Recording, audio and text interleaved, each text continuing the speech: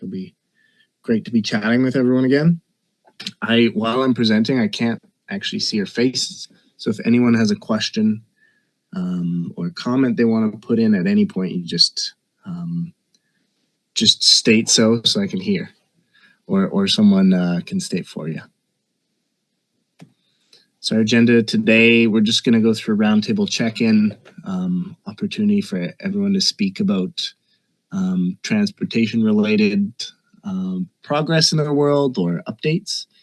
Then we'll run through an update on the initiatives that all of you folks have been informing over the last year.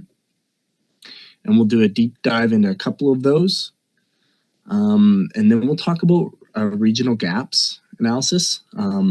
So I've started a regional analysis of the impacts of our initiatives and where potentially some of the gaps in those initiatives lie around the region. And then we can brainstorm together how we might be able to address some of those gaps. And then we'll look at some next steps for our initiatives. And to start off, I wanted to just give everyone 2 minutes. I'll turn off my sharing in a moment so I can see all your nice faces. Just share, I think we all know each other now, but what alternative form of transportation did you use last? Any updates in your world in regards to transportation or anything you would like other group members to know about? And to begin, let's start with Miranda is first on my list. What alternative transportation did I last use? I rode my bike to get here today. I'm down at the co-work space in New Denver. My e-bike is on the fritz, so I have a 200-meter climb home every time I leave home on my acoustic bike now. So that's what's new for me. Boy, am I getting in shape, because I have to do that ride at least twice a day. So yeah. What else are we talking about?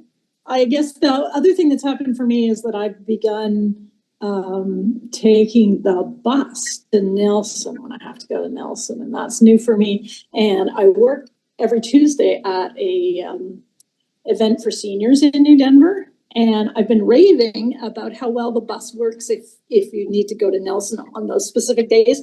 But very few people can understand the schedule and the way the transfers work well enough to make sense of it in my little, enclave of seniors here.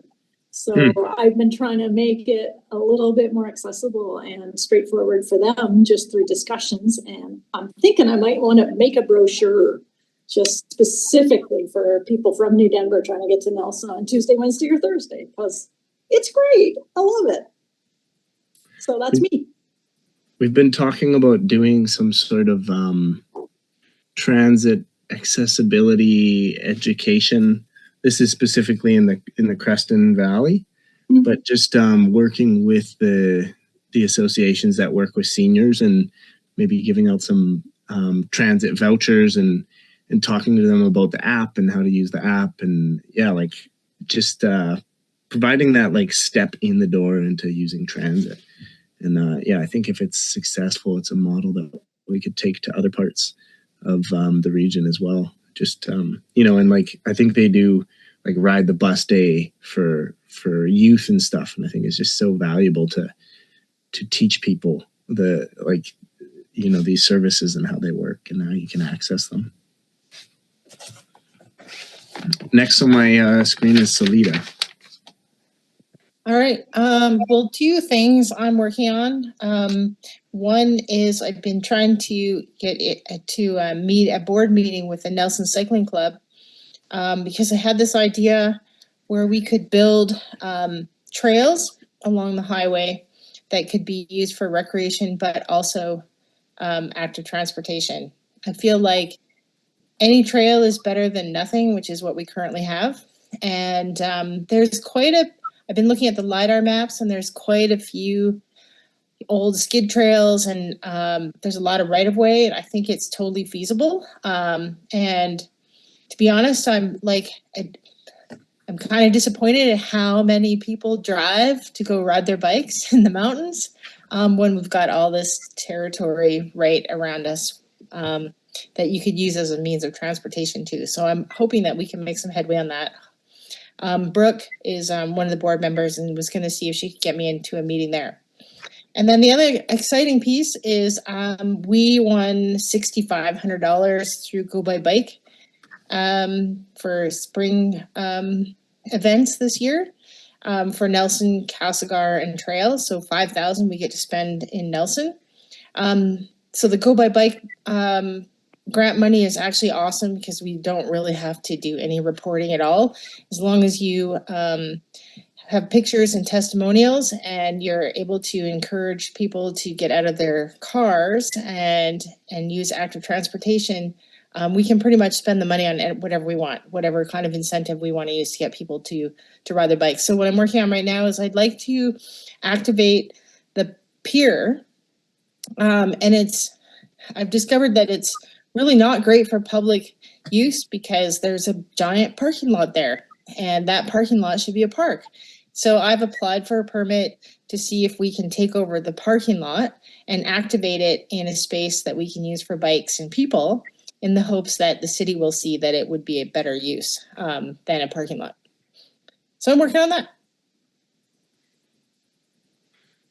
Cool. So that the permit would be for like the week of Go by Bike Week. You'd try out some. We're actually just going to do a one night event on June 5th.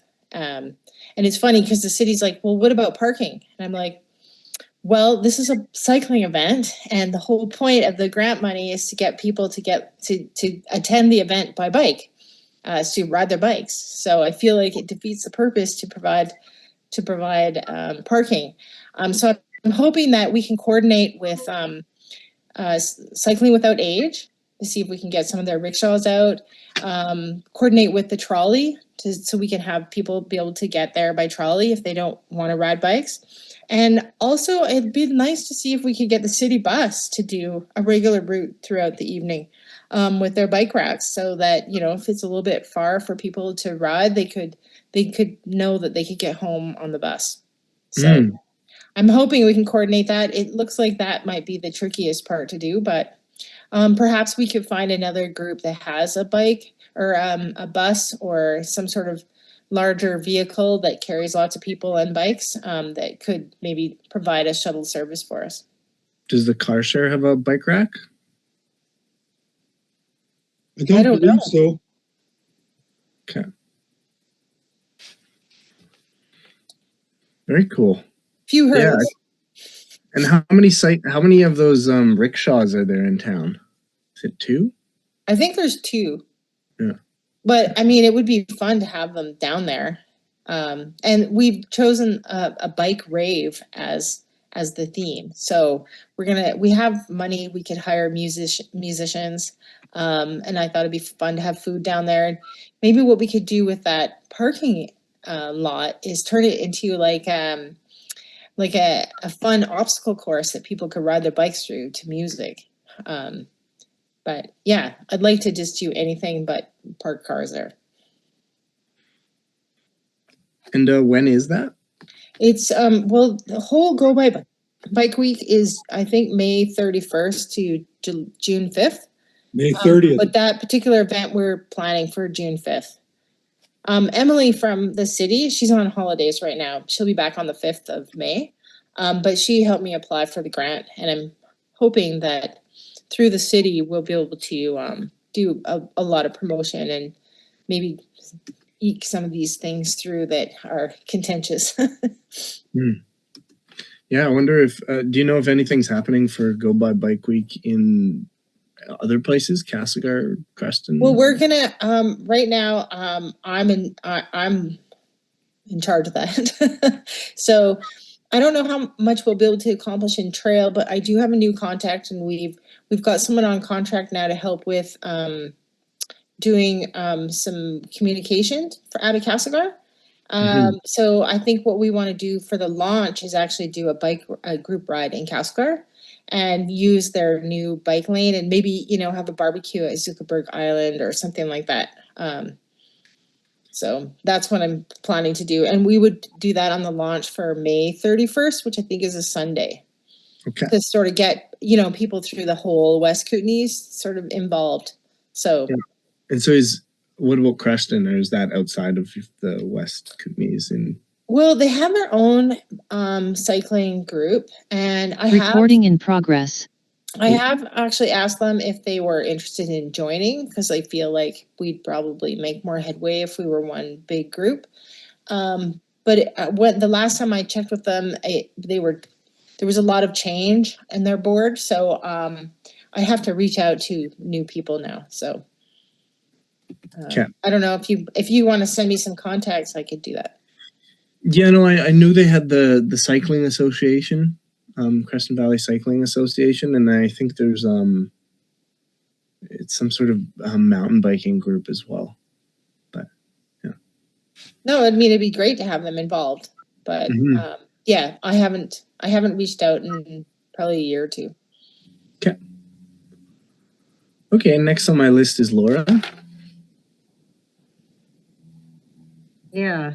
Hi, everyone. And Salita, I have some folks I know in Castlegar, families with young kids and stuff like that, or younger people that would, I'm sure, be interested. So you send information when things start to get planned a little further in Castlegar. Okay, yeah, well, we're getting close. Like, I wanted to launch stuff when Emily gets back, because, we need at least 3 weeks to advertise these things. So, yeah, I should know soon. And also, I need to wait from the city to find out if we can actually use the pier and the parking lot, but I'm fingers crossed we can. Yeah. I meant the Castlegar one though as well. Yeah. Oh, yeah. Yeah. I know a lot of people in Nelson that would already be on board, and it's sometimes people in Castlegar are just like waiting for things to happen, or let's do something, but they're oftentimes just need to be organized a little bit. So if you have any recommendations for someone from there, because I'm not that familiar with Castlegar. I mean, like, I know my way around fairly well, but I haven't biked there before. And or at least the good news is they've got amazing biking infrastructure compared to Nelson. I mean, I wanted to use it. So and I would need I need someone to recommend for me like a good place to have like an outdoor barbecue, because I would like to do that, where we meet somewhere, we go on a group ride, and then we end somewhere, because it always the shelter at Millennium is. Yeah, I was going to say Millennium. Yeah, okay. Millennium Park, there's a big shelter there, and that's a big place. There's lots of picnic tables, and that would probably be the best spot. I will make a note of that. Alex, your family's from Castlegar, right? Yeah, I grew up in Castlegar. My dad's a big biker. So well, there you go. He would want to bike with you. Great. All right. Okay, cool. I'm getting a message that my internet's unstable. So I may have frozen, so I just turned my camera off. Can you hear me still? Yep. Yeah, okay. Maybe I can put my camera back on and it's okay. But one thing that I was thinking about recently, I had a appointment at the Trail Hospital. It was a cast clinic because I had broken my wrist earlier at the end of last year. And it was a follow-up, and I was just flabbergasted that there is no parking at all up there, and there is no public transit. And Keith, I know we've had this conversation before. I was really wanting to find out who in Interior Health we talked to. I heard that they had used to have a shuttle and like another place to at least park where you could pick people up, because people are going to the hospital for an appointment because they probably have some issue. And I was running late, so by the time I went all the way down the hill and found a place to park, the woman behind me is like, "Oh, we have to walk all the way up that hill." And if I was thinking, I would have said, just hop in my car, I'll give you a ride up there and come back. But I was already going to be late for my appointment, so I didn't. And then I felt really bad. But they said they used to at least have a shuttle. I don't know what can be done, but first of all, as Keith and others have been advocating for a long time, there needs to be direct bus service from places like Nelson. Maybe they could pick up in Castlegar and get to that hospital and back multiple times a day. So if you do get a ride, you don't have to go at like 7 a.m. and come home at 5 p.m. I don't know how hard that would be, but it doesn't have to be a full bus. It could be a electric, shuttle van or something, or even, I don't know, but there must be something better. They're like, oh yeah, it's always like this. And I'm just like, what? There's no parking at a hospital and there's no other way to get there. And at the very least, I thought they could have somebody, Interior Health could have a secondary parking area with a shuttle that just goes back and forth, an electric vehicle picking people up that need help. People that can walk, great, as long as you, and they should have a little flashing thing before you go up that hill saying limited parking. If you're mobility able, please park down below and walk up or something. But yeah, anyhow, that's just something that I feel like is part of this transportation problem. I know that trail is outside of the RDCK area, but it certainly is the regional hospital for the RDCK. And so that was one thing that I was thinking about, and I have done nothing. I was like, I should contact someone in Interior Health. The people there at the hospital said, oh, you should contact the city of Trail. Don't try to even deal with Interior Health. And I'm like, you're working for Interior Health and you're telling me not to. So I don't know anything besides that. And I was really Keith and I are interviewing. We're interviewing some guests next week on Ecocentric about exactly this. And perhaps you'd like to be a guest from like the user's perspective, because we're looking for someone. We know it's a problem. There are people trying to work on it, and I think Keith, you've got some solutions that you're going to be presenting tonight, right? Not for that, but Laura, it's the top.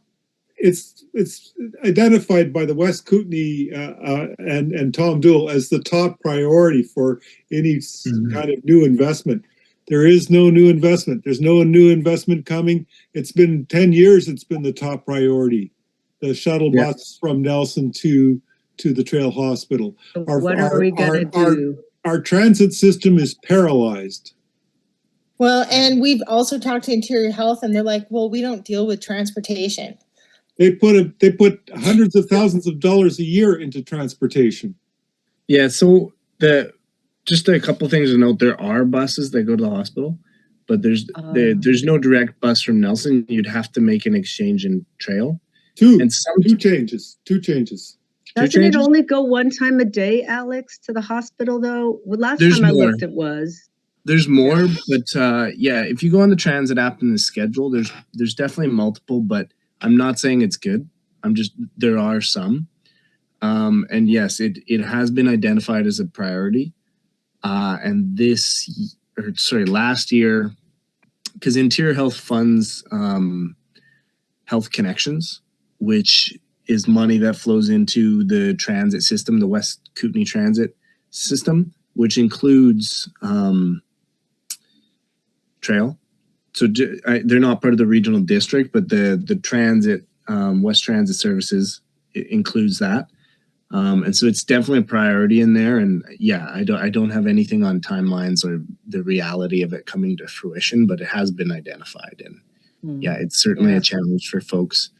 It's also something that we've identified in one of the projects we'll talk about later, the regional transportation services network, which is beyond transit, like thinking about the volunteer driver programs and the health shuttles that many community service societies are running. That's something we're thinking about as well there. It's like, how can we work together beyond the transit system, which has its hands tied by the funding model and that, to start to have these shuttles. And there is exciting news about some new shuttles coming to the region that will link to the hospital. And I can't really share any more because it's not my project, but I'm hoping that in the coming months, some of that is unveiled. Great. And go ahead. No, that's okay. I'm good. Let's keep on moving. There's nothing really anything exciting to report on my end. So yeah. Next on my list is Keith.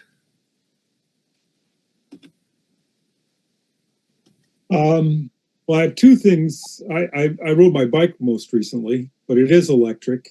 So, and I do have a big hill, and I used to ride it. But anyway, I also have a seniors bus pass for 40. And Miranda, you should know about this. I had to apply. Maybe you do. I had to apply for it, but because I get the GI, the Guaranteed Income Supplement, and my annual BC bus pass, which works on the Lower Mainland as well, gets me on the SkyTrain. Cost me $45. I take the bus sometimes, but usually I prefer to ride my bike. So, and as I said earlier, I'm one of the speakers. I'm talking about an intercity bus network tonight at the launch of the Public Transit Alliance of BC, which is happening on Zoom. You know what? I'll put a link to register to that in the chat in just a few minutes here. It's at 6 o'clock. The Parliamentary Secretary for Transportation and Transit, George Anderson, the MLA for Nanaimo, was going to be there, as is Emily Lowen, the leader of the Green Party of BC, and there are a number of other speakers too. But it's interesting that the Alliance, which includes a lot of Lower Mainland people and Vancouver Island people, picked an intercity Greyhound replacement as the first campaign we're going to launch. It's not the last, but it's the first. It's a good idea. So that's it's been a hectic time for me. So that's been kind of fun. I rewrote my speech today.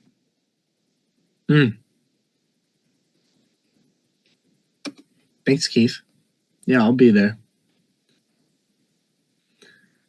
Next up, I've got Kelly. Hi, everybody. I guess the method of transportation I've been using a lot now that it's not icy and snowy out is just my own two legs. I've been walking and running lots, and it's been really nice. Enjoying the warm weather out there. I definitely needed it. And I don't have, I guess, too much of an update. I guess the one thing that I have coming up tomorrow, which I think, Alex, I'll probably see you there, is the CUNY Transportation kind of co-design workshop thing with CBT and United Way. I'm really, really looking forward to that. I'd say professionally, I've been diving a lot into kind of seniors and aging and age-friendly communities and whatnot. And so it's kind of a topic area I'm quite interested in. And so, yeah, you mentioned something about the Creston Valley, the transit accessibility. I'd be more than happy to chat with you about that tomorrow. Like, I would love to design some resources on that. I've been kind of, diving into the transportation logistics for, seniors, not just from, mobility, but also maybe, dementia, like dementia-friendly communities. And so, I'd be really happy to help out with that. And then in my research, I did also come across this program called the Bus Buddy program.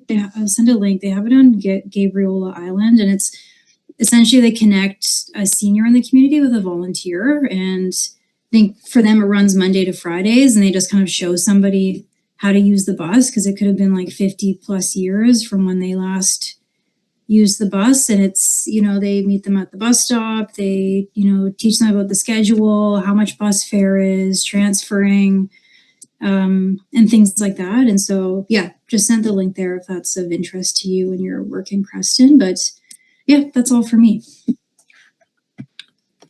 Thanks, Kelly. Yeah, that would be really great to work on that together.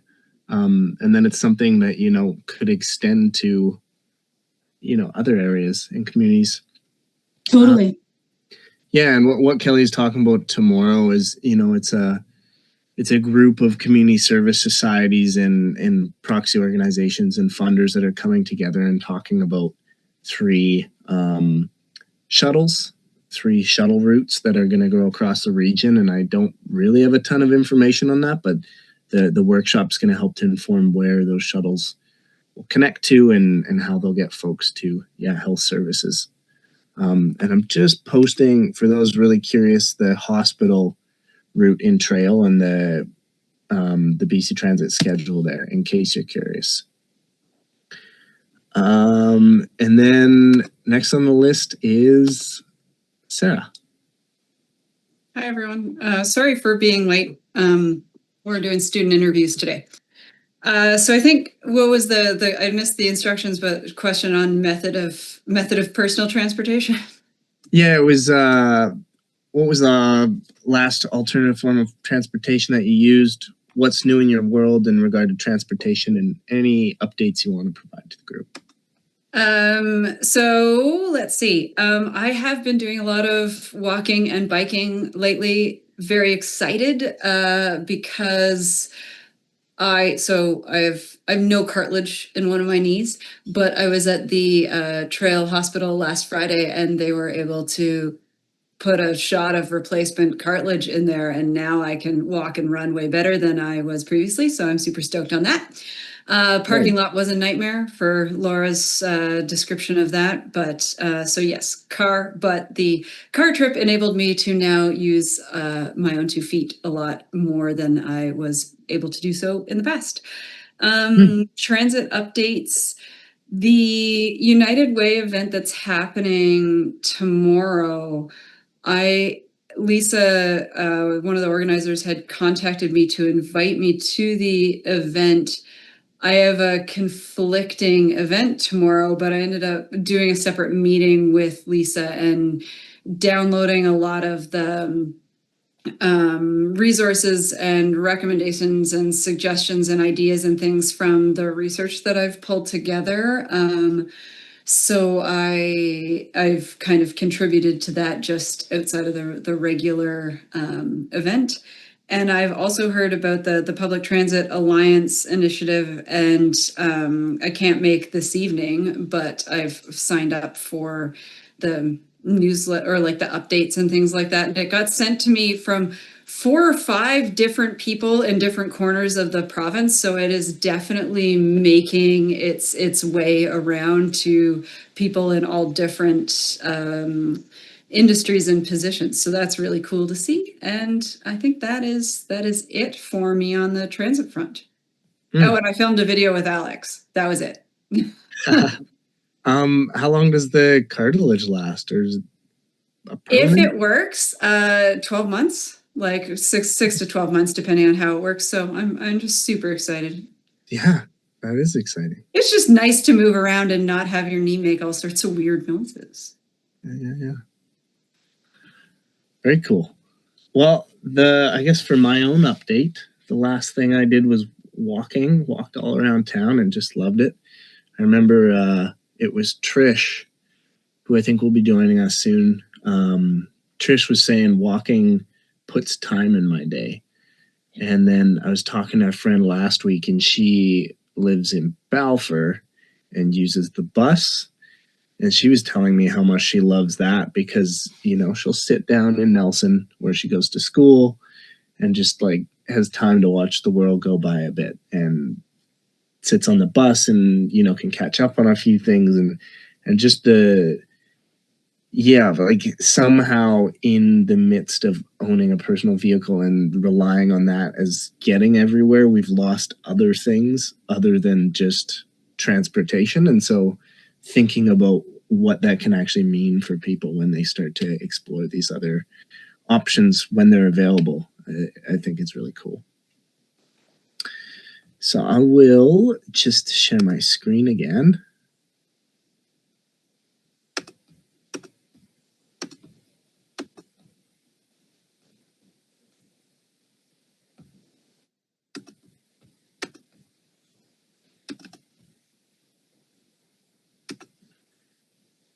And are you guys on the slide with me? Yep. Cool. Yeah, just since it's been a minute since we all chatted and met, I wanted to just remind everyone the Rural Mobility Community Advisory Committee is a 2-year pilot to start exploring how the regional district can support alternative forms of transportation and how this links to our current servicing structure. We don't have a service mechanism taxation related to alternative forms of transportation. We have a transit service that's fairly tight in what's in that scope.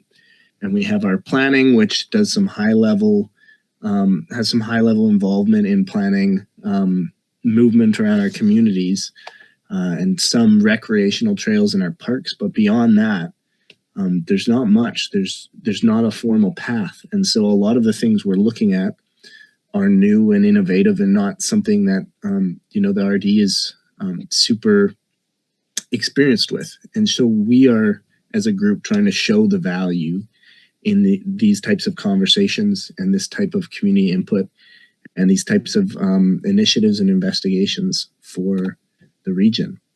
And hopefully we have a big impact in our 2 years. We are now at a year, and I think in a year and a month, the pilot will come to fruition, and yeah, we'll see where it goes from there.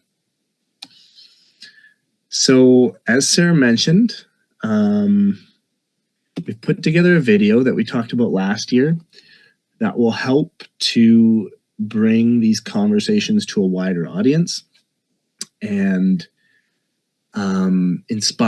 hopefully inspire folks to bring their voice to the table, to bring their experiences moving around the region, to bring their ideas for different solutions to the conversation. And so I wanted to just share that video with you guys. This is a rough draft. It's not public yet, and just get your input on it before we finalize the draft. So Sarah has to watch herself.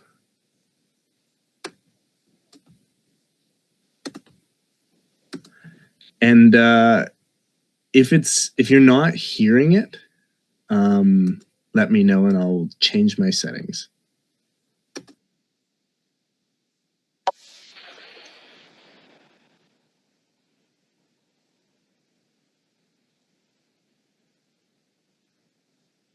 I'm not hearing anything. Yeah, not hearing it. There was Okay. a little sound right at the beginning, I thought, but then it's gone. You are seeing it though? Yep. Okay, so Yeah. I just need to change my share features, I think. I Okay. really excessively talk with my hands, don't I? Like, We all do. You have to close your eyes when you watch this. I do that Okay, a lot when you I'm guys- concentrating too. Yeah, I'm gonna look the other way when this happens. None of us like watching ourselves, but you did really, really good, Sarah. Okay. Yeah, just speak up again if it's not working.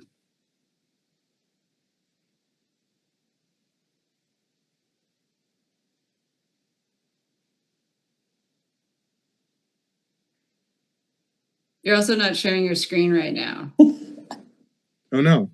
I'm getting nothing. You're not getting sound or video? No, we're not getting anything. Yeah, no, we're totally lost at this point. Okay, well, thanks for letting me know. But we are imagining it's awesome. We are waiting for the next bus.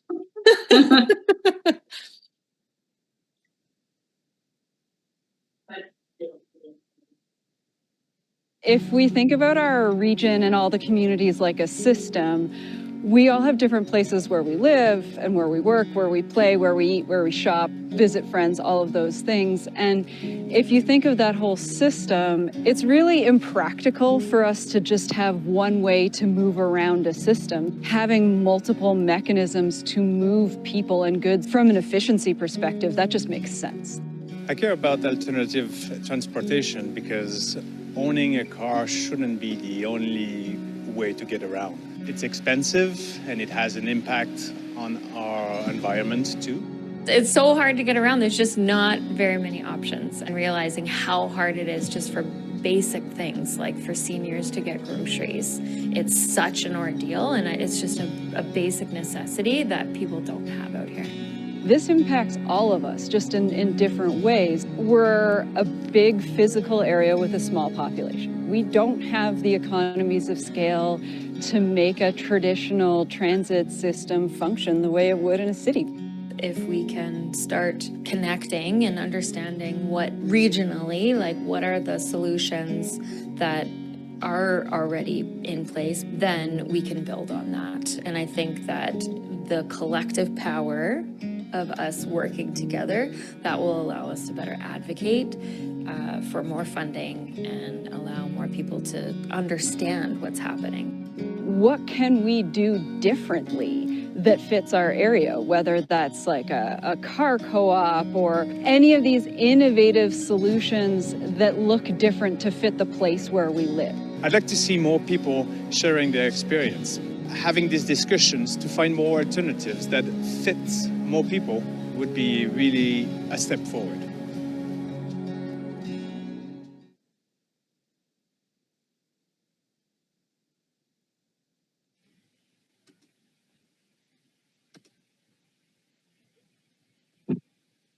The editing on it was Really great. good. It makes a Yeah. very nice, comprehensive story.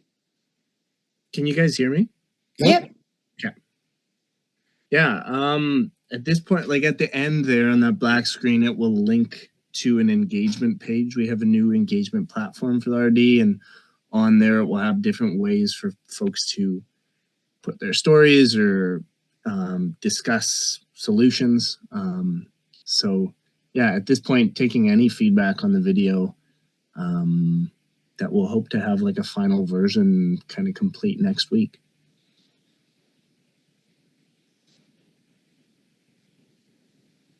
I thought it was nice that there was lots of transportation, different types of transportation featured in the video, just sort of give people an idea that, oh yeah, you know, you don't always have to use a car. There was ferries in there, people cycling and buses and all those things, right? All solutions that we need to work on. I liked the putting the bike in the car too, because it's like the connection between those different modes, right? Like you get off a ferry, you need to then what? Get on the bus or get somewhere else. So showing how that all connects. And the park and ride signs. Bikes at the bus stop. Yeah. Yeah, the stuff you chose to include in there was appropriate. Yeah, it was good. It's definitely very generic background music is the first thing I noticed.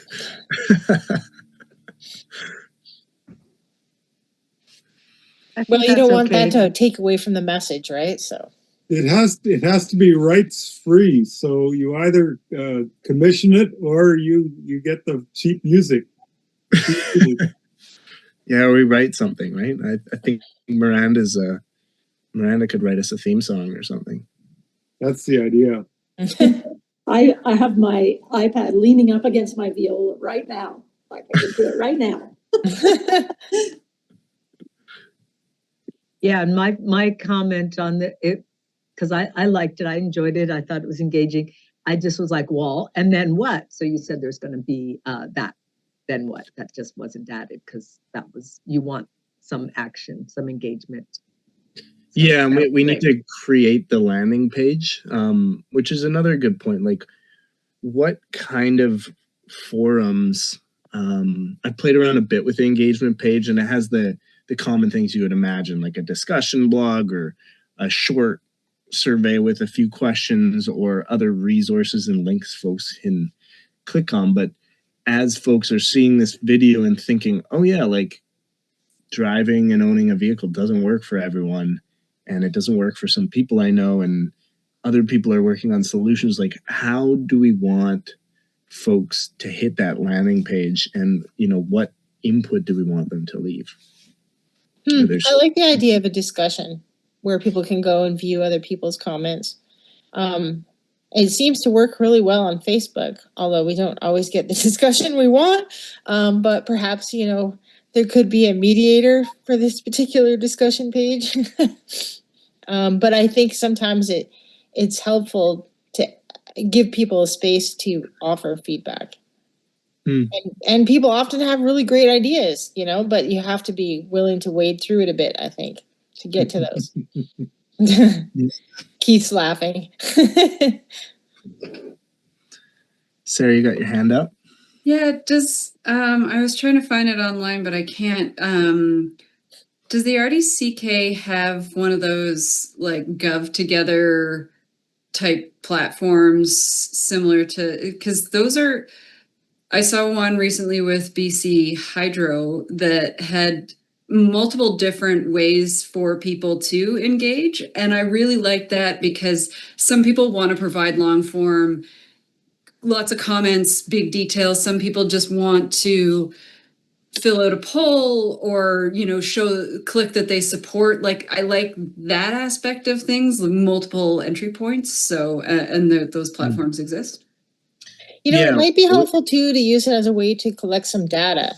So you might want to find out, you know, like who's getting around how right now, and what maybe mode they would be interested in or something that they need, or, you know, like help fill in the missing gaps so that we get a better idea of how people are getting around right now and what they'd rather be doing. Mm-hmm. And that's where a poll might work. So, yeah, we used to have, we used Bang the Table was the name of the platform. I'm just linking, we have a new engagement platform that I've used a little bit, but I'm linking a different project, the Goat River Watershed, where they've been engaging with folks in the Goat River watershed about, you know, what does water resilience look like for the community and how can we work on this together. And so, yeah, on there, like they have different resources and a survey, and then folks that you can reach out to. So I might use some of that. And then I really like the idea of, multiple entry points as well. You know, like a 3-question survey, a open discussion board, a couple of videos that we've made or extra resources we have. And I see your hand, Laura. Yeah, when I was quickly scrolling through the Goat River engagement platform, I saw storytelling right away. And that was what I was going to suggest, is that people share, there are good news stories or bad news stories. You know, there's good things that are working out there, and then there's things that really don't work. And so while a discussion board is great, if there was one that was just sort of around telling their own story, it wouldn't have to be, you know, like it's your story. So you tell what is working, what's not, and rather than a discussion forum, which might be more about solutions and people giving feedback about, you know, people's comments and such. So yeah, so I really like the idea of having some place if people did want to engage in stories to better understand, you know, what's going on. I think that would be really helpful. And I like the idea of a poll too, you know, like, so, and certainly 100% about multiple ways to engage, so that people that just want to come and engage lightly, and those that want to go deeper. So are you thinking of stories as in like featuring people from around the Kootenays and their different transportation mode? I'm thinking anybody that's engaging that wants to talk about their story around the theme of the engagement. So Alex, I don't know exactly what this platform is going to look like and what the theme and questions. I mean, obviously it's going to be around some form of multimodal transportation, I would guess. But maybe you can tell us a little bit about that, and then people could share their story amongst that, like of what's working good or what's not, you know, share your story. And so it would just be, and you know, just a place where people can write a little bit about, you know, if they take the bus and how great it is. Alex, you were talking about your friend from Balfour, you know, I mean, that could be part of the story, or it could be trying to get to the hospital and how horrible it is, or get to the grocery store, you know, if you're a senior, you know, so whatever that is, but it would be their story, not.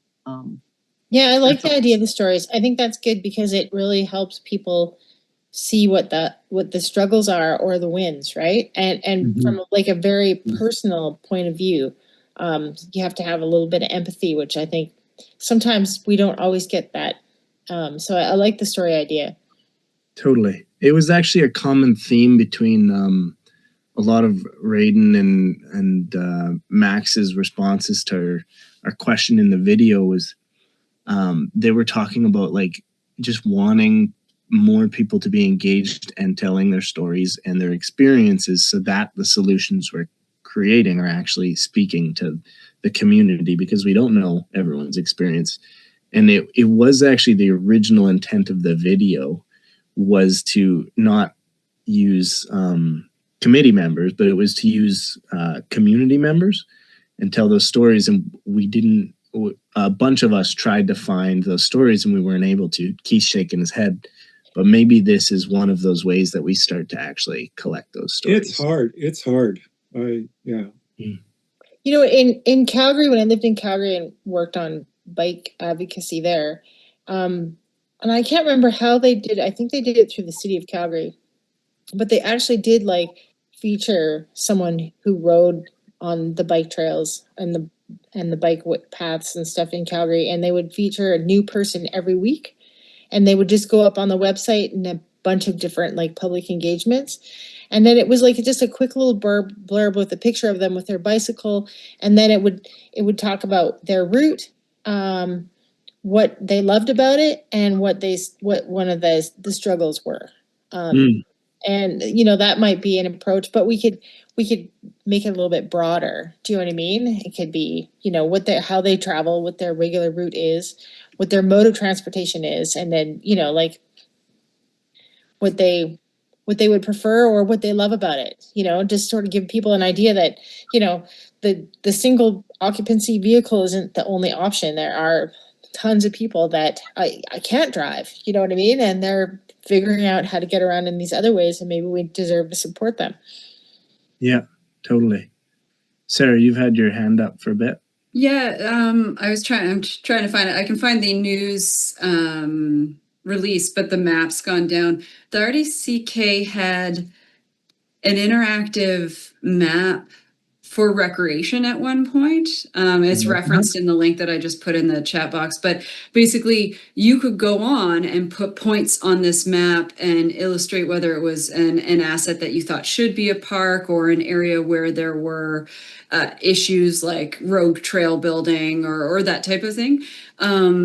It was really well engaged with and brings that interactive spot to it. Maybe there's an opportunity to leverage something similar for this, of like putting those spots that are the, what would we call them, like points where different transportation modes meet, and we want to make it easier for people to move from, or where they could meet, like, you know, if it's like, oh, if we moved the bus stop here, it would meet better with the park and ride, or whatever it happens to be. Like, if there's some potential engagement that way. I don't know. You know, that just reminds me, Alex, the mapping project that we were working on for the Recycling Coalition is complete. Yeah. And we're now at the point where we actually need to get people to engage with it. So how the map works is you can check out what is existing, what's proposed, and then you can choose the coordinates and then provide feedback. So a pop-up window will show up and it'll automatically put in the coordinates where you are, and then you can provide feedback. So then we can use that data, and the RDCK would probably benefit from that too. So I wonder if there's a way we could put a link in there. Like, if you're interested in cycling routes, you know, check out this map, and then you can. So what's nice about the feedback is that if we're planning to prioritize different routes, you know, the stuff, you know, the coordinates where we get the most feedback, we know needs attention first. So yeah, I think basically what West Kootenay Cycling Coalition map is what Sarah's saying, but specific to bike routes that have been identified on that map. And so, yeah, like we could at some point expand that to include other types of transportation and other things. We could. But I mean, one of the things that we know is missing is that there's not a lot of transportation. And so one of the reasons why we got the map is to encourage engagement so that we can show that there is a demand for more of it. And these are the locations where. Mm-hmm. Yeah. Any other thoughts on the film? Any? Yeah.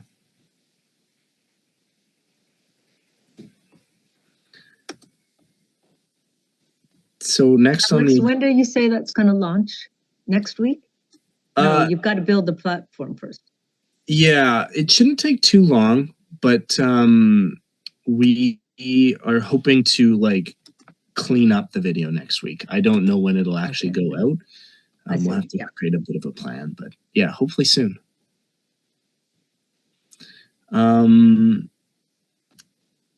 Just gonna share my screen again.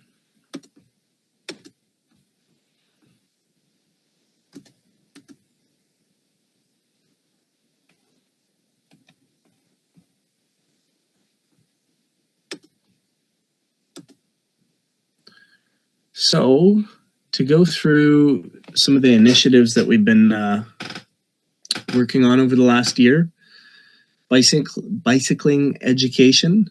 So the goal has always been to deliver this program to all RDCK, or well, all public schools in the RDCK over the next 2 years. Last fall, Kootenay Mountain Biking got to 8 schools, and we're hoping for another 8 this spring. Well, we've secured funding, and we're just coordinating the schedule for the 8 this spring. After that, the only schools that we're missing, I think it's there's about 10 or 12 in the Nelson and surrounding areas. So that's the big gap. And then Crawford Bay, we didn't make it to yet. And I think Twin Rivers and Castlegar had been recently visited, so we haven't gone there yet. But we're on track, and our plan is to try and start to target those Nelson and area schools for the coming fall. Just wondering if, I can't see your faces now, so if anyone has any questions about the project updates, just let me know. When are you thinking about doing the one in Castlegar in the spring? Oh, where else? Okay. When in spring? I'm wondering if it can be coordinated with Go by Bike. And apparently there's another program. I can't remember which group was talking about it, but it's specifically for encouraging kids to ride bikes.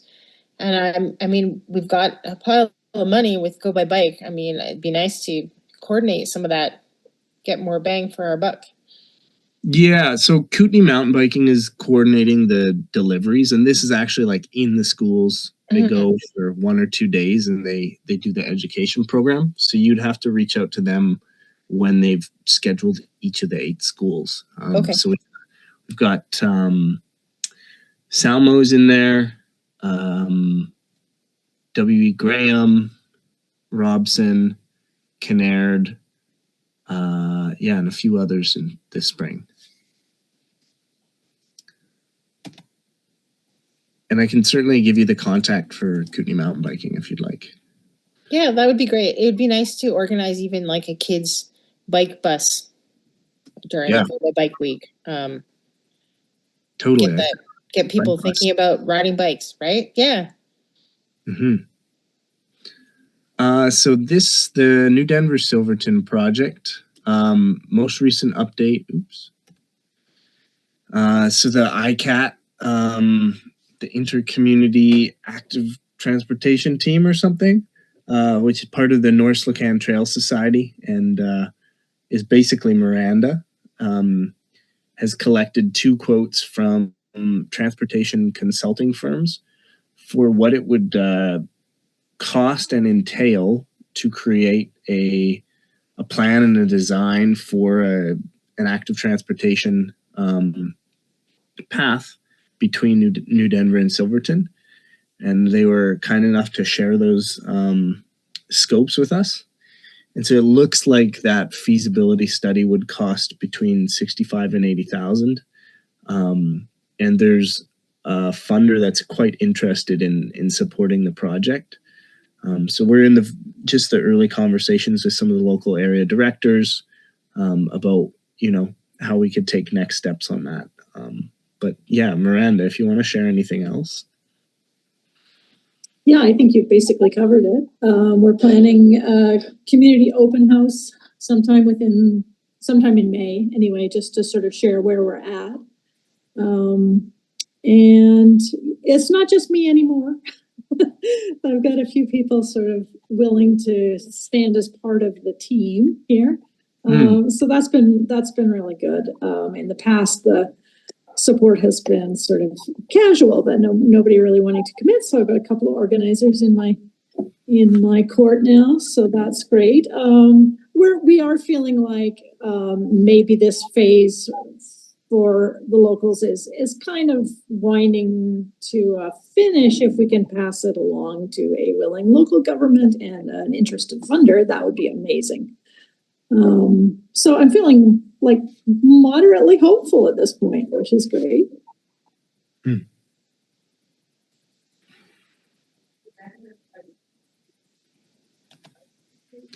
So we talked a little bit about this, but yeah, last fall, West Kootenay Cycling Coalition finished their map, and in its current iteration, it's not something that the RDCK can really promote because it does include a lot of potentially questionable bike routes. But I think that the data set is something that certainly could be transferred at some point to some sort of mapping project or to inform planning and other projects in the future. And yeah, right now you can go on that map, and as Lita said, you can kind of flag pinch points or safety hazards and that along the map. And you know, something that I would really like to see is other layers on that, whether it's shuttles or whether it's the transit systems or whether it's locations you can. I think there are some of those now.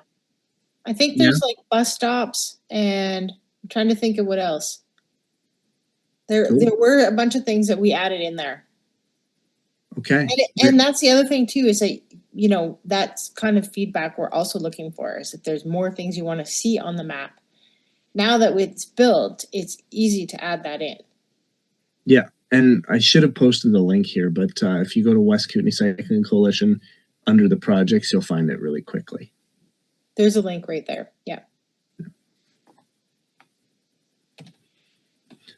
The transit advocacy team. So last year we, as a group or as a subgroup, some of the folks that are really passionate about transit and being involved in that, set some priorities for, you know, the kind of improvements we like to see, and we set some 6 priorities. And we've been beginning to engage with the transit committees. So primarily the West Transit Service Committee, which is the majority of transit in the region, but now just starting to think about how we can engage with the Creston Valley services and think about, you know, where are the overlaps in our priorities and those identified in the transit future service plans. So I'm really excited about the opportunity to potentially work with Kelly on some transit education. I also worked with Tom Dool on an application to the Climate Ready Infrastructure Service funding. So it's a federal fund that matches local governments with consultant support. And so what we've proposed, it hasn't been approved, but what we've proposed is an alternative transit model study.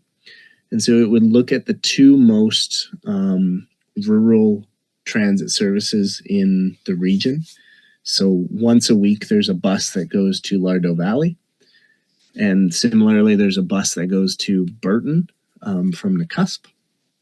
And so as you know, they use the smaller buses, but it's still a full bus. It goes out and it generally picks up 1 or a few people, and it only makes that trip, you know, twice in that 1 day a week. And so we're trying to understand, are there alternative models that could be more effective for those really rural communities? Can we utilize private services like Mountain Man Mike's? Could we utilize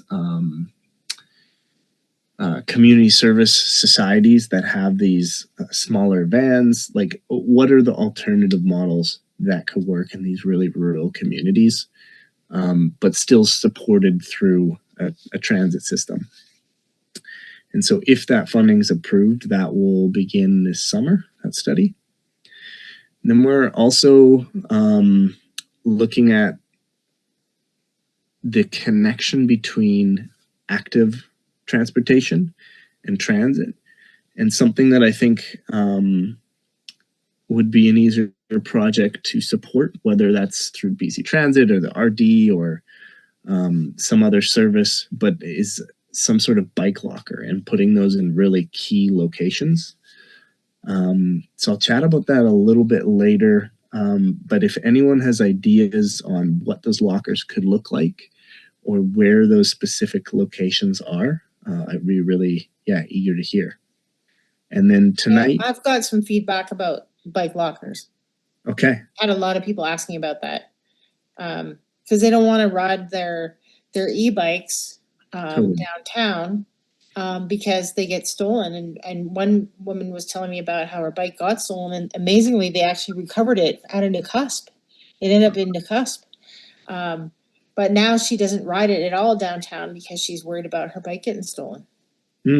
Maybe that's something that the West Kootenay map could do, is start to think about those key locations and, where would these bike lockers get the most use or have the most value. Oh yeah, that's a good idea. I also think more capacity for carrying bikes on buses would be a good idea. And, maybe we need to look at a trailer. I've had a lot of people telling me from the Slocan Valley that they use the rail trail all the time and take the bus. But they would ride more into Nelson if they knew they could get their bike back on the bus. And because there's only 2 racks, or like the capacity is only 2 bikes, they just don't trust that they'll be able to get home with their bike. So I mean, I don't think it's a big deal to put a trailer on the back of a bus that then you could carry 15 or 20 bikes, and all of a sudden you have this route that's way more accessible to people. Yeah, can I just add the bus from New Denver can't take a bike for about 4 months of the year because the tail end of the trip happens after dark. And apparently they obstruct the headlights. So there's no mode share there for bikes for a third of the year. Unfortunately, it's not. I did chat with BC Transit about it, and it's not something we can really advance right now on the buses themselves. For various safety and insurance reasons, I don't know if it's worth putting time and energy into try and get a trailer on the bus. With a van or something, that might be different, but the bike lockers for sure, I know we can make some headway. Alex, is BC Transit actually planning for the future some ways to, is this actually an objective for them, or they're just saying we can't do it and abandoning it?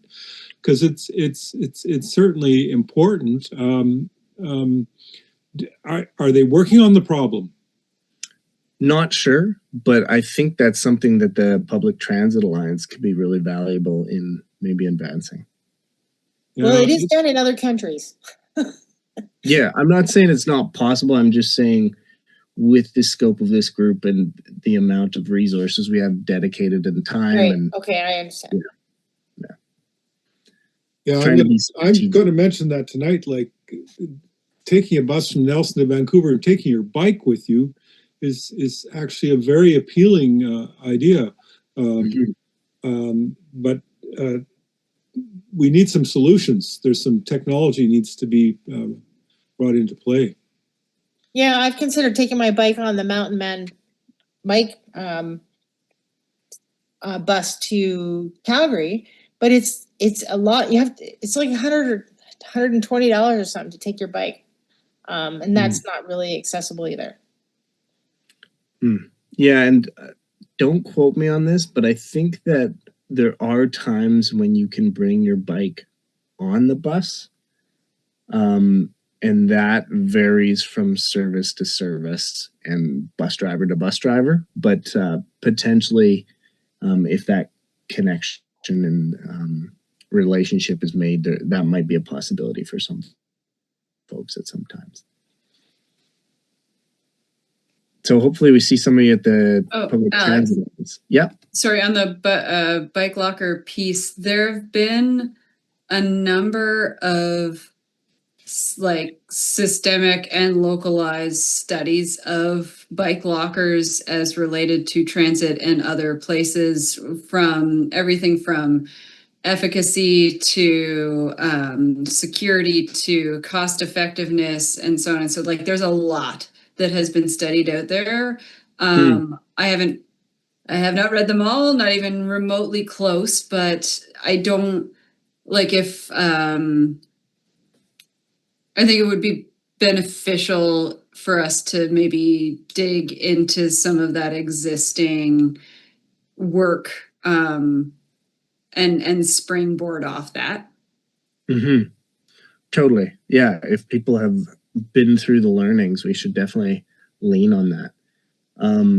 Is there like a certain resource list that you would recommend going through? Like, have you compiled any of it, or is it just like do a lit review? I'm just querying my database right now and came up with a number of different things. I can put together.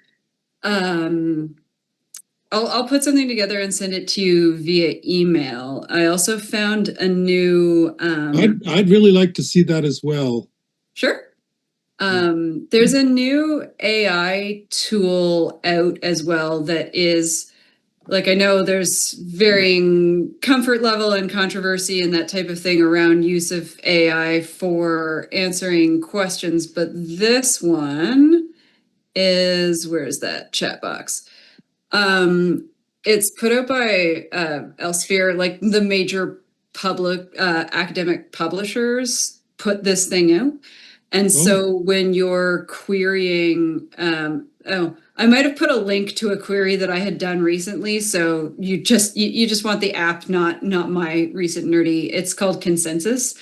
There's the main app. At any rate, it trains itself on peer-reviewed publications. So when you're asking it for questions and to summarize information, it's giving you summaries based on literature that's actually been peer reviewed, not just random whatever on internet. So I'll pull together a preliminary list based on what I can find in my database, and that database, share it out. And if there are articles or reports that are of interest to be read and you can't find a copy of them, just let me know. Like some of them exist behind paywalls, and I can totally get access to them.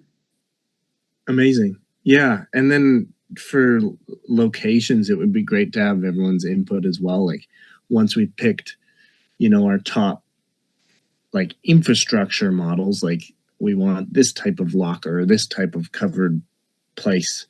Then thinking about, like, do we want to see them at the community complexes? Do we want to see them at the park and rides?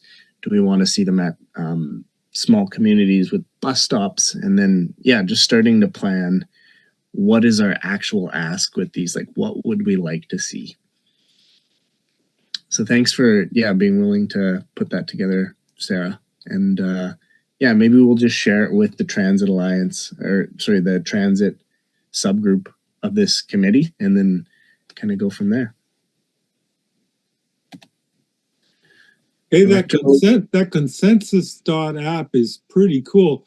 I don't use I can see the possibility of AI, but most of it I'm not interested in because it's crazy. But because it's trained on garbage. This is sort of a high level search engine using smart search. So that's a good use of it. It's cool.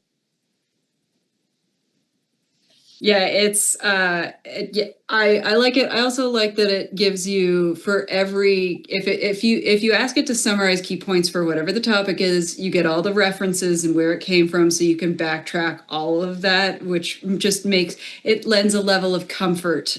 Since I did try another AI the other day and it was not useful.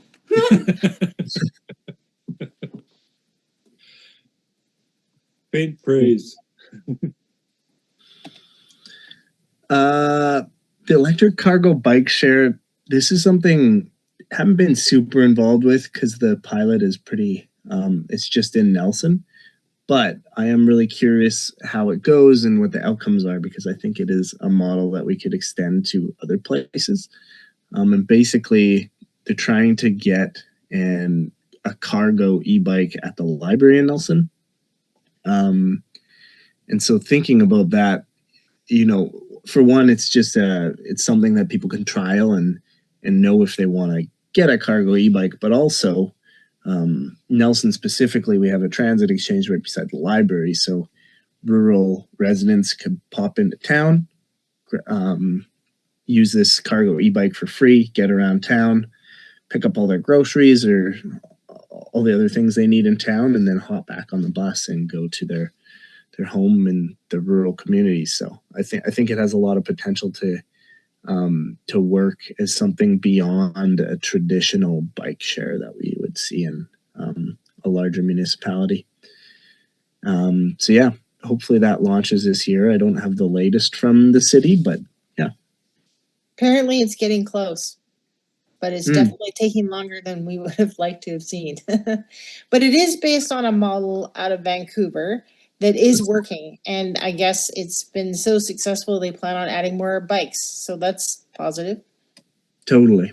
Yeah, there's always a million hoops to jump through with insurance and those things, but hopefully we see it. And yeah, I spoke with the guy in North Vancouver that has done it, and they've tried different models of bikes, and I think they have over a dozen bikes at multiple library locations and tons of users. So yeah. Regional Transportation Service Network. I don't know if Raiden is online. I can't actually see if who's joined, but I'll just speak to this.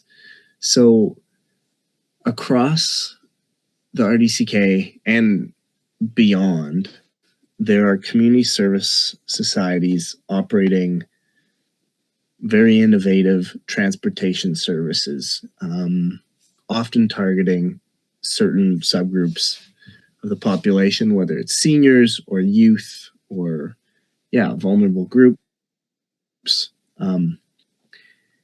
And the common case is that each of these service societies is developing their own program and delivering that on their own. And often there's crossover. And sometimes we've seen kind of like sub-regional programs develop, but not have enough of a basis to really continue that service. So they'll expand and then they'll shrink. And so what we're imagining is that these services, these community-driven services, can start to link.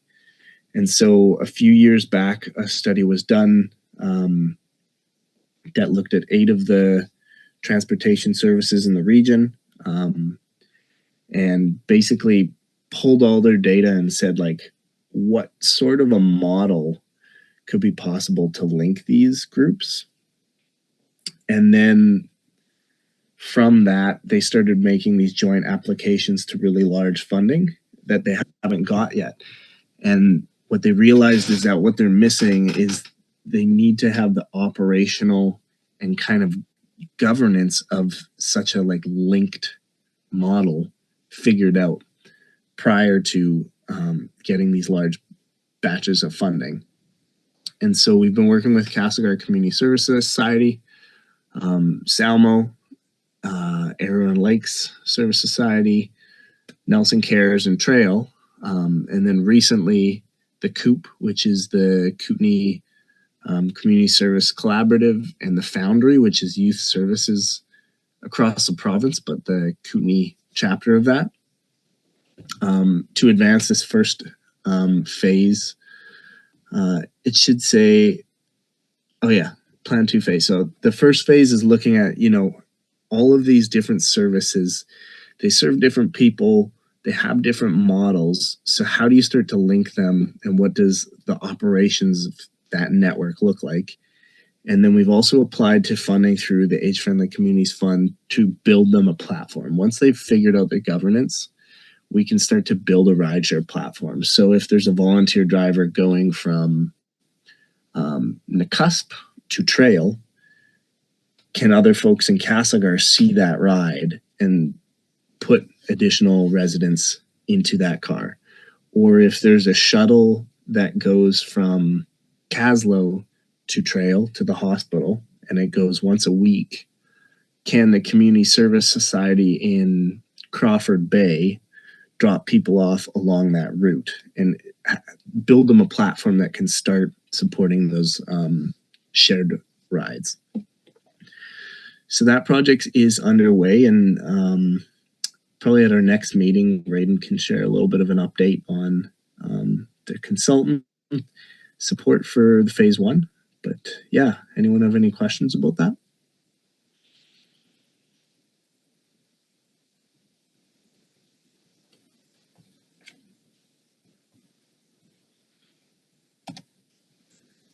And next project is the Kootenai Rideshare revamp. So some of you may know that Kootenai Rideshare is no longer online. It used to be under the umbrella of the Kootenai Eco Society, which a few years back kind of restructured and became Neighbors United. And there was no formal uptake of the Kootenai Rideshare platform. And so recently they made a decision that it was more of a liability than anything, and put that platform on pause. And there seem to be fragmented platforms around the region. There's 3 or 4 Facebook groups. There's a new rideshare called Liftboard. And there's not a lot of harmonization between the different platforms. And what it really does is it splits the user base. And so we've been engaging with the folks behind those different platforms and starting to imagine what a harmonized platform could look like. And Kootenai CarShare board has signed on to lead the first phase of this work. And yeah, excited about where that could potentially go. Yeah, I think that's awesome. And I've noticed in the last year that the car or the rideshare boards, bulletin boards, like the Facebook ones, are just, you can't even use them anymore. There's so much fraud and scams going on. Totally. That they're not even usable. So I think Kootenai Rideshare basically is sending people to Liftboard. At least Liftboard has a little bit of verification, whereas most of the Facebook sites don't. They can't provide anything. So you're on your own. And yeah, I've heard nightmares where people have booked rides and then their ride never shows up because they didn't transfer money. And yeah, tons of disasters. So I'm very excited to see this happen. I think it'd be a great project if it all comes together. Yeah, and there's the improvements aspect of like the usability of the platform is super important. But as you mentioned, the user safety liability framework, that all the risk management pieces are also a really critical piece of this. And for it to be successful, I think there needs to be a robust risk management framework in place. Well, and that's something that Liftboard does have to a certain extent. It's kind of like, Airbnb or even Uber, in that you rate the driver and the rider. And so, I mean, it's in your best interest to be well behaved and not try and pull a scam, because you won't be able to get a ride again. So I think that's important for sure. But the thing I'm most excited about, though, is the idea of the car share and the ride share working together so that, we're doubling up rides on rental cars, which to me is a no-brainer. Totally.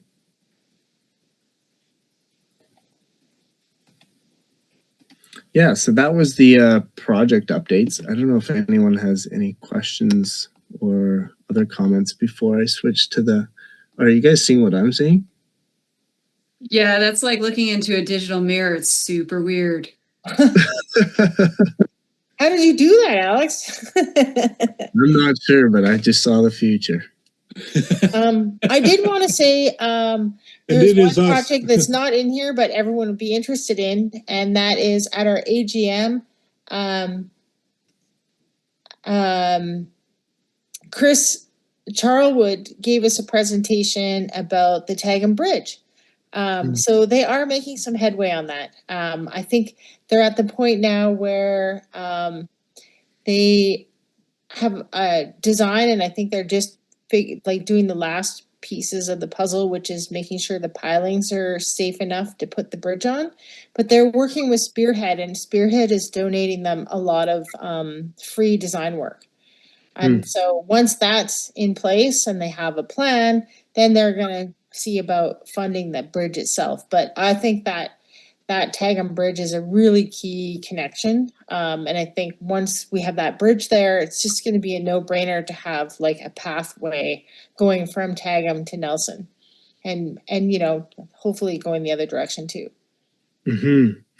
Yeah, there seemed to be a number of you know, like we chose the New Denver Silverton as an initial active transportation project because it seemed small and somewhat approachable. And as we learned, there's so many challenges, even with just that, and just crossing 3 properties and even three kilometers, so many challenges and loopholes you gotta get through. But there are a bunch of other projects that have come up since across the region.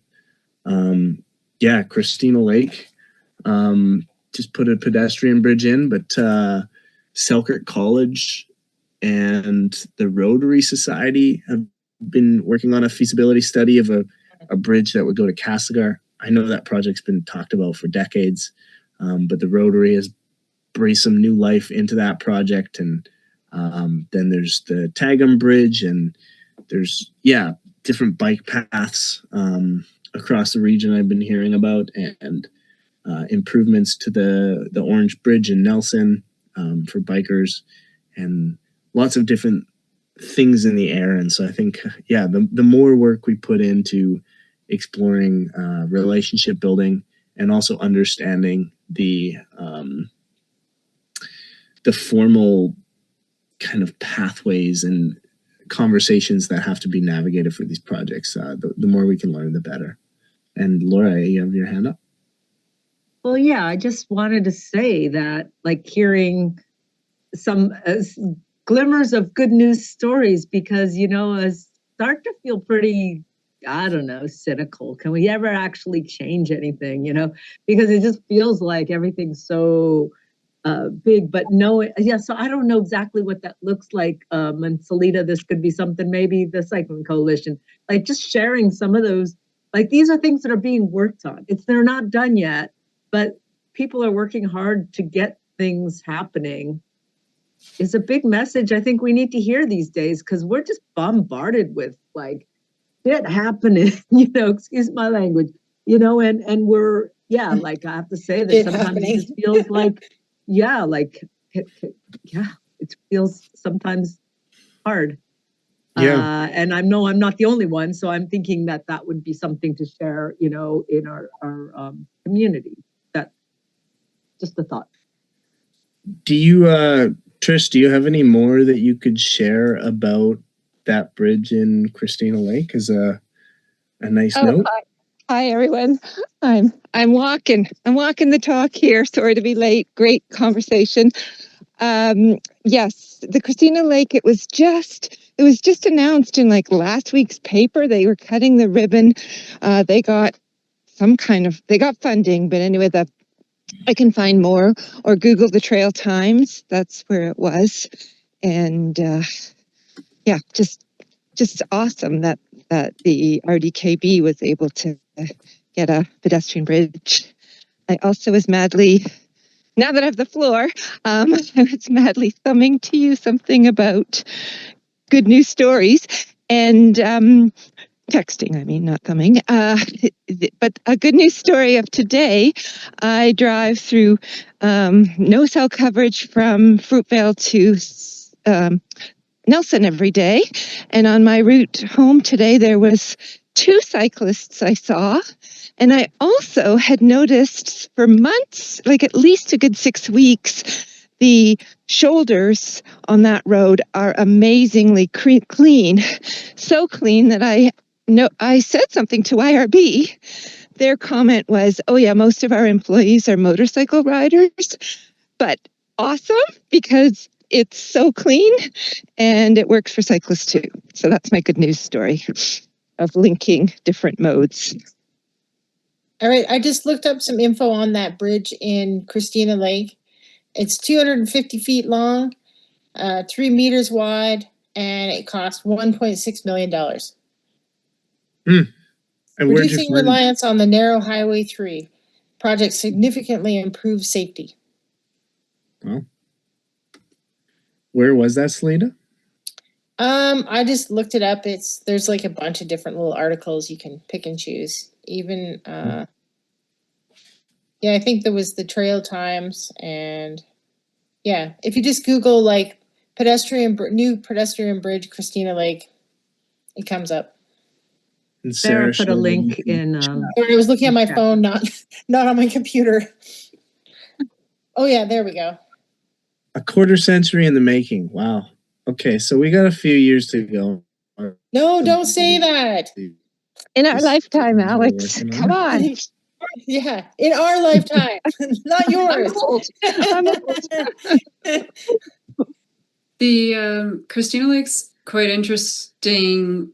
In addition to the pedestrian bridge, they're also working actively to find solutions around what's happening with the rail trail between Castlegar and Christina Lake. And I know that that's on the more recreation side, that's kind of somewhat outside the purview of this committee, but I think it's a really interesting example of those connections between communities. If you consider that, if upkept, that rail trail is a way to connect between two communities, both for recreation, or maybe it's a little far to be daily commuting, but improvements to it connect our communities more. But the inclination seems to be to kind of abandon responsibility for it, as opposed to seeing the potential for it. Mm-hmm. Let's get a train back on that. To that comment, Sarah, like our Nelson to Castlegar vision, we often got, oh, nobody's going to ride that whole route, but what we're trying to do is the pieces and to the point connections. So, yeah, maybe somebody wouldn't ride commuting all the way from Castlegar to Christina Lake, but there may be some pieces. I know that's kind of a bad example, but because there's not really any pieces on that one, but it's just so important to keep the connection and like not think about the huge long track, but the little pieces that connect communities for recreation, tourism, and commuting. Well, and I think part of the reason they're abandoning it is because the funding for recreation and active transportation has to come out of the municipal and the regional districts' budgets. But if they allow vehicle traffic on it, Ministry of Transportation will fully fund it. And I was sad to see trucks driving across Myra Canyon trestles now, because they've now allowed some vehicle traffic on the rail trail through the Okanagan. Mm-hmm. So yeah, it's disappointing. But that comes down to funding and the model that we're currently stuck in, but I think we should change. I agree.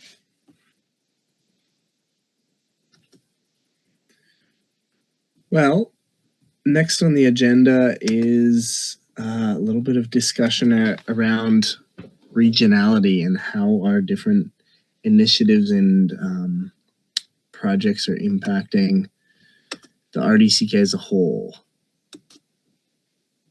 Yes, Keith? Well, I'm sorry. I have to, my regrets, but I have to leave now. I've got some things I've got to do. So great meeting. What great information. Thank you very much, everybody. All right, good luck tonight, Keith. Thank you. Thank you. We'll see you there. Okay. I have to leave soon too, but I want to hear at least just this last little bit, but I do have to run as well. Okay, I can quickly go over these pieces. Are you guys seeing my screen? So yeah, to begin, I just wanted to cover the projects we talked about today. Bicycle education. We're looking at all the public schools in the region. Not every area has a public school in it, but most of them do. So pretty good coverage on that.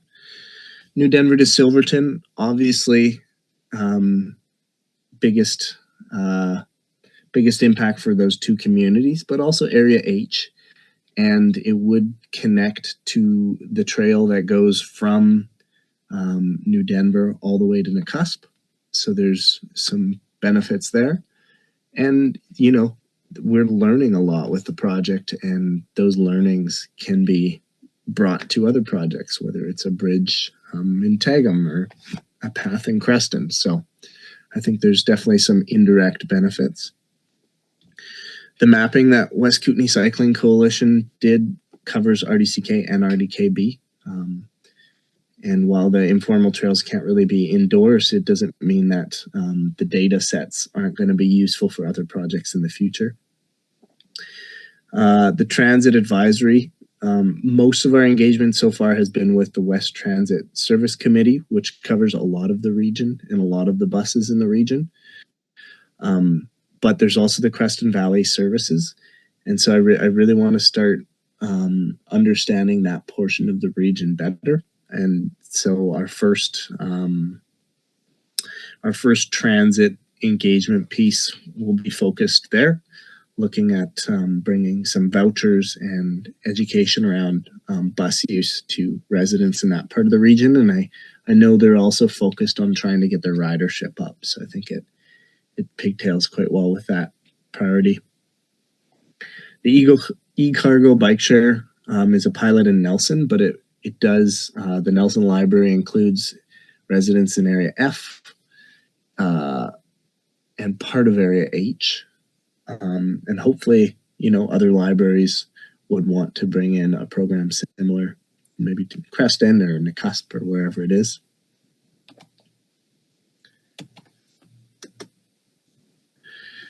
The Transportation Service Network is the 5 groups that I mentioned earlier. So up the valley, out to Salmo, Trail, Nelson, Castlegar. But we're in close communication with folks on the East Shore and in Caslow. And I think it will be important to include folks in the Creston area as well. And the Kootenay Rideshare platform obviously is across the Kootenays, and tons of folks use that interregionally. There was, I think, 2,500 confirmed rides last year on that platform, even with the problems that were growing. And they peaked at like 4,000 confirmed rides in a year. And what I know of that platform is that a lot of the rides aren't confirmed. So there's a ton of use, bringing folks as far as Vancouver, Calgary, like all the time. And so most of the rides originated in somewhere like Nelson or Castlegar, but it's a little bit ambiguous because I know that there's pickups along the way. So I think it really does serve folks outside of the municipal cores, but obviously pickups are easier in those locations. So it seems like, and I have some numbers behind this that I can share at another meeting, but the Creston and surrounding areas seem to be one of our biggest gaps. And so talking about the connection with the Creston Valley Cycling Association and Valley Services and some of the other groups in that area, I think will be really key relationships to develop in the next year. Caslow and the surrounding areas, some of our projects extend there, but there also seems to be a bit of a gap. And then Salmo as well. So if any of you have ideas of initiatives or groups in these areas that should be involved in these conversations or might want to join the committee, or have a new project idea that we haven't thought about yet, would really welcome any input or ideas for these areas.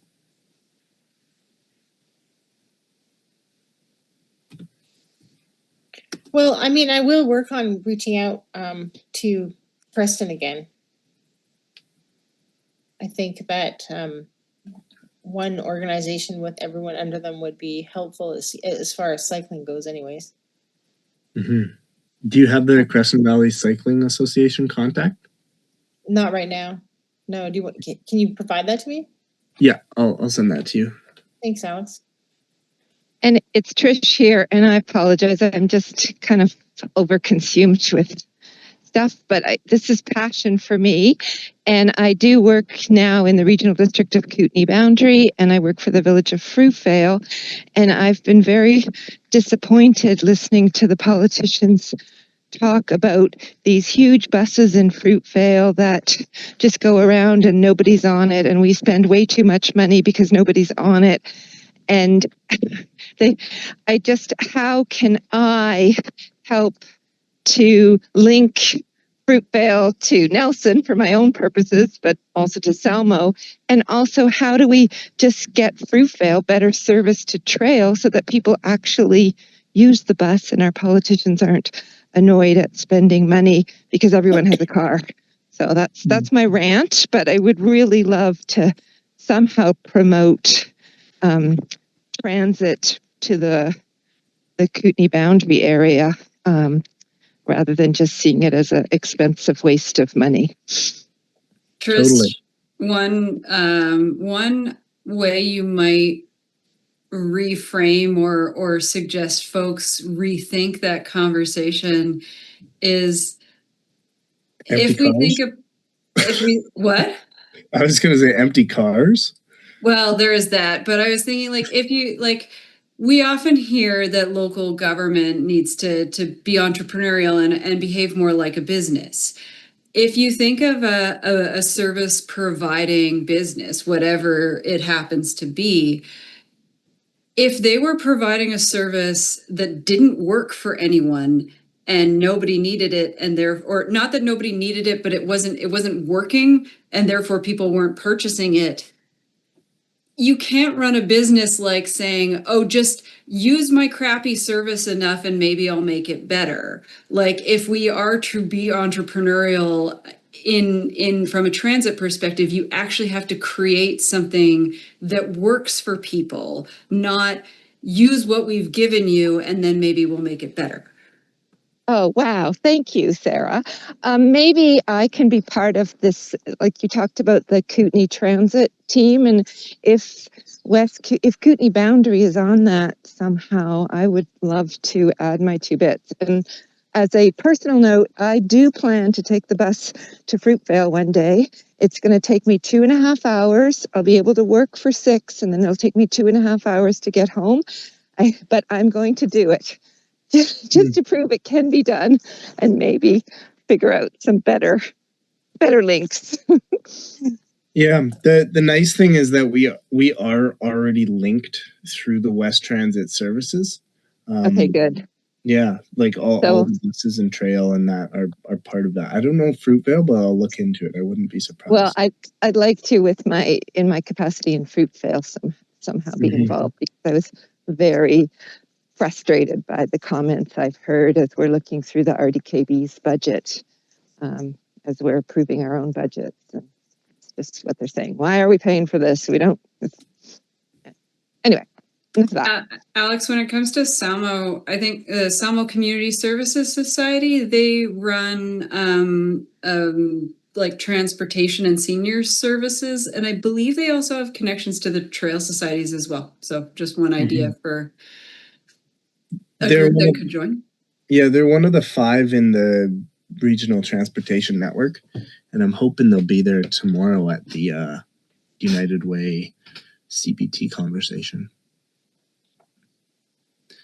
Okay, well, to tie up today and give you guys a few minutes back in your days, let's just go to the last slide. So our next meeting will be June 30th, if that works for folks. Similarly, it's the last Tuesday of that month, so I thought it would be maybe convenient to start doing the last Tuesdays of months. 3:30 to 5:30. And I will be off May 7th till June 13th. So if you need things from me, get them to me before then, and I'll do my very best.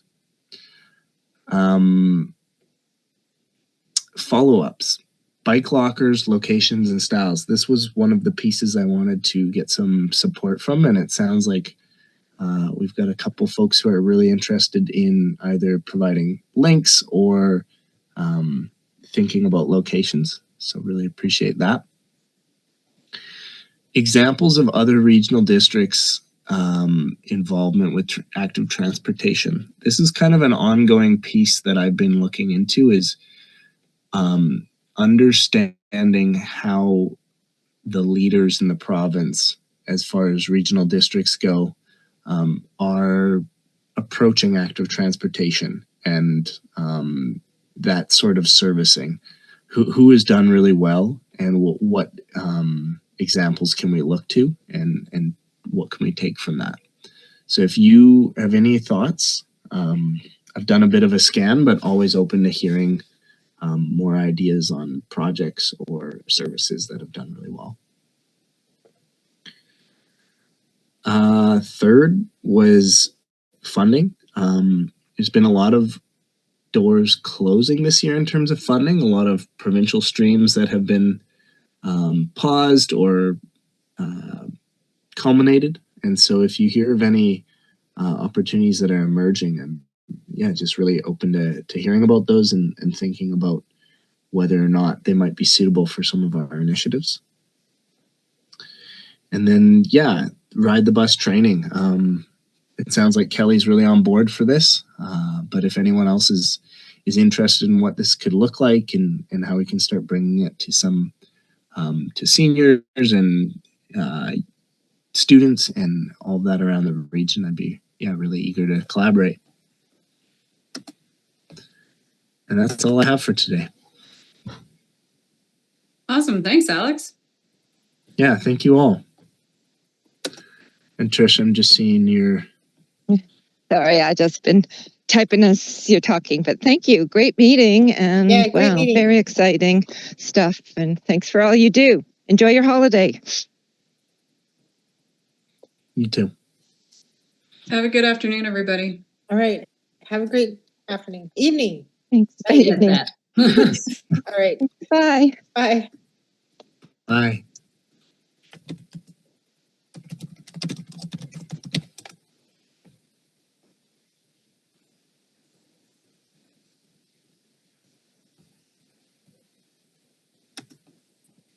Hey, Alex. Yeah. Do you want to disconnect the meeting? I hope you didn't stay in the office just for that. You know what? I did because I wasn't sure if it would disconnect when I was driving. So I just did some work. It's all good. Oh, but no. No, it's okay. But I just sent you a message on Teams. I'm going to give you my password next time. Just don't tell IT. Yeah. And IT also told me they can get me a license. That's nice. They're pretty stingy with them, so that's good. I mean, you have a committee. You should have a proper Zoom account. Yeah, they said they had one they can transfer, and it was just going to be May 1st or something. So Okay, good. We won't do this to you again.